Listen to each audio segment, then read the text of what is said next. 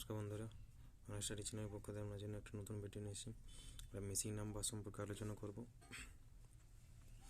5, 4, 9, 20, 3, 8, 11, 24, 9, 4, 13 জিজ্ঞাসা চিহ্ন।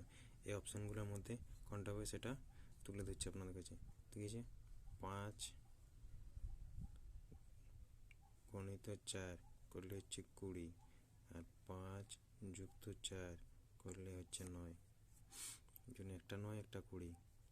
তারপরে কত আছে, 3 গুণিত 8 করলে হচ্ছে 24, আর 3 যুক্ত 8 করলে হচ্ছে 11।